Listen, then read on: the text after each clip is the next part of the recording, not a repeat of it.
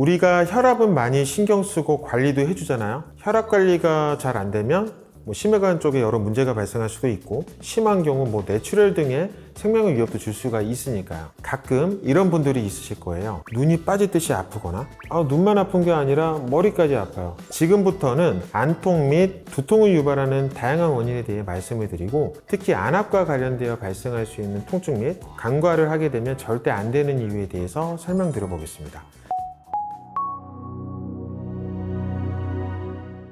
안녕하세요. 아는 안과 닥터 서정훈 원장입니다. 눈 통증의 원인에는 여러 가지가 있을 수가 있는데요. 가장 흔한 원인은 건조증입니다. 안구 표면에 해당하는 우리 눈의 각막은 외부에 직접적으로 노출이 되어 있기 때문에 눈물막이 눈을 보호를 해주게 되는데요. 각막이 마르면서 눈이 보호받지를 못하니까 바늘로 콕콕 찌르는 듯한 통증이나 시린 증상을 느끼게 되고, 또 눈이랑 이마를 포함한 얼굴 쪽은 같은 신경으로 연결이 되어 있기 때문에 두통까지 느끼는 경우가 많아요. 평소에 인공누액도 잘 쓰시고 저녁에 따뜻한 물수건으로 눈 찜질을 해주시는 게 도움이 되고, 핸드폰이나 컴퓨터 등을 장시간 보는 것도 조절하시는 게 좋겠습니다. 두 번째는 노안 증상으로 인한 안통, 두통인데요. 특히나 원시가 있는 경우는 노안이 생기고 진행하면서 안통, 두통을 더 느끼게 됩니다. 원시라고 하는 게 근거리를 볼 때 눈 근육에 힘이 더 많이 들어가는 상태라서 피로감도 더 많이 느끼게 되고, 그걸로 인해서 안통과 두통을 많이 느끼실 수가 있기 때문에 안경을 적절하게 사용하면서 눈 휴식을 취해 주시는 게 좋겠습니다. 세 번째로 눈통증을 유발할 수 있는 원인은 다래끼나 결막염, 각막염 같은 눈에 염증이 발생을 했을 때인데요. 적절한 안과 치료를 통해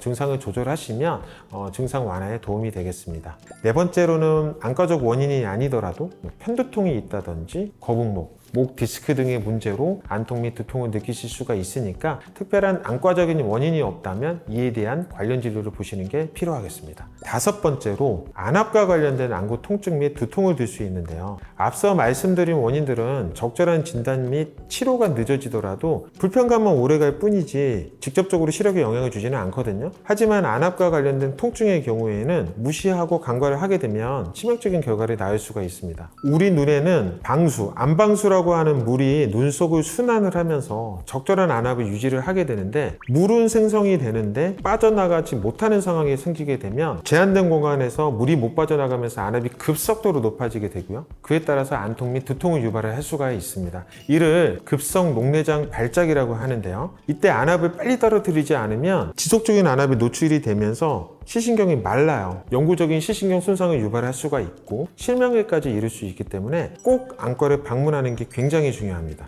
녹내장은 대개 초기에는 자각 증상이 없다고 알고 계시지만 경증에서 중증의 두통도 생길 수도 있고요. 종종 눈의 통증을 유발하기도 하기 때문에 원인 불명의 두통이 있다거나 아니면 극심한 안통이나 두통이 생기는 경우에는 녹내장을 의심을 해봐야 하고요. 꼭 안과 진료를 보시는 것을 추천드리겠습니다. 특히나 자기 전에 어두운 방에서 누워서 내지는 엎드려서 스마트폰을 보시게 되면 주변이 어두워지니까 동공이 커지게 되거든요.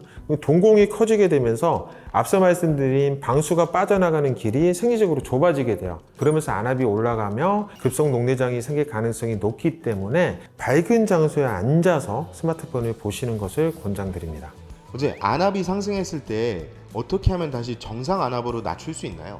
우선적인 거는 급성 녹내장 발작이 왔을 때는 기본적으로 약물 치료로 되지 않습니다. 방수가 빠져나가는 길이 좁아져 있기 때문에 레이저 홍채절개술이라고 하는 치료를 통해서 인위적으로 홍채에 구멍을 뚫어서 물이 빠져나가는 공간을 막아줘야 되는 거고요. 만약에 백내장이 동반이 되어져 있다라고 하면 백내장 수술을 통해서 물이 빠져나가는 공간을 확보를 해주는 게 기본적인 방법입니다. 그 이후에는 방수가 생성되는 거를 좀 약화시키거나 물이 빠져나가는 좀 속도를 빠르게 해주게 되는 안압 강화제라고 하는 게 있거든요. 그래서 안약으로 또 조절을 하는 경우도 있습니다. 특히나 안압과 관련된 안구 통증, 두통은 절대 간과해서는 안 된다는 점을 강조해서 설명드렸습니다. 지금까지 아는 안과 닥터 서정훈 원장이었습니다. 감사합니다.